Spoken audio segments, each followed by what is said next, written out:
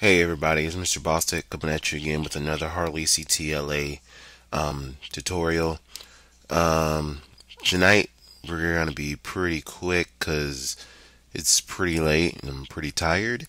And what we're gonna do is pretty easy. What I'm gonna show you tonight is how to take your images. For my students, take your images from Edmodo, save them to your computer. The drawings you did, your sketches from your personal logo, and save them to your computer, and then open them up and set them up correctly in Illustrator so that you can use them as a reference and trace them, or whatever you want to do. Alright, so I'm going to go on. I'm going to use Antonio's just because I think it's kind of cool. So you got your thing here. I control, click on it, and do save image as. Alright, I'm going to save it to my desktop, Antonio logo JPG. Save. Okay, sets to my desktop. So now I can close this and I'm done in Edmodo. Now I'm going to go to Illustrator, open it up, and I'm just going to make a new document. File new. Alright, and I'm going to leave it at the defaults. So, print, letter, leave it at portrait. I mean, I could turn it sideways or landscape if you want, but it's really up to you. Whatever. Okay, boom, there it is. Now, I'm not going to open the image. I'm going to place the image. I don't want to open the image in its own document. I want to put that image on the document that's in front of me. So I'm going to go, instead of go to File Open, I'm going to go to File Place. Alright, and I'm going to navigate to my desktop and find the Antonio logo. Place it. There it is. Now, I'm not going to resize it. Do not resize it in Illustrator. Okay. I'm just going to come here and I'm going to rotate it because right now it's sideways. So I'm going to put my cursor around this corner, keep going outside of the square until it turns into that bent double-headed arrow. And then I'm going to hold down Shift as I rotate to get it at the way I want it. Okay.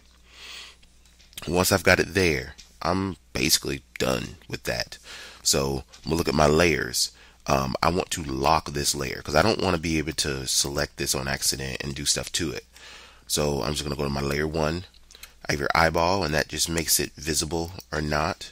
So I'm not going to make it invisible. I'm just going to hit this empty box next to the eyeball. There's just nothing there. If I click it though, a padlock will show up there, and now I can't do anything to it. I can't select it or anything like that. So now I'm ready to start making my tracing it and making my lines on it. But you notice here, I go to my pen tool, it's not going to let me do anything. Why? Because I'm working on a locked layer. So I need to make a new layer. So if I go down to the bottom of my layers panel, I've got these buttons, and just like I've told you before, if you put your cursor on something and let it sit still, it'll tell you what that button does. So you want to find the button that says create new layer. Click it. I now have a new unlocked layer on top of layer 1, and now you see my pen tool works. Okay, so once you've got that, now you're ready to start making your artwork. You can Command plus and zoom into your artwork, and get ready to go ahead and make your shape. So I got my pen tool. I could make this diamond. Click. Make sure just a tip, make sure you set your fill to none, just like when we did the pen tool tutorials.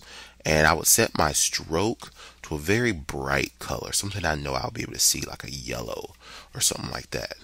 Alright, and you can come in here and trace your shapes. Now remember, your sketches are done by hand, so they're not going to be perfect. So who cares if my line doesn't fully follow that piece there? Alright, but you get the idea. You're going to use this and make your shapes. I'm primarily would use my shape tools, my pen tool. You can use the line tool because like these would just be lines on top. My line segment tool, sorry. These would just be lines that I would place on top of this to get the shape that I'm looking for. Alright, because with my lines there, I could then grab this shape here and fill it with a color, blue. All right. And in the end, that would end up giving me my look.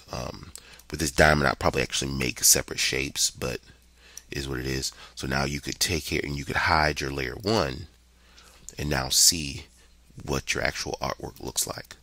All right. So that's your tips. Make a new document, place your image, lock the layer that the image is on, create a new layer on top of your locked layer, and that's the layer that you're going to make your artwork on. All right, ladies and gentlemen, that's it for tonight. Good luck, have fun, and I'll see you next time.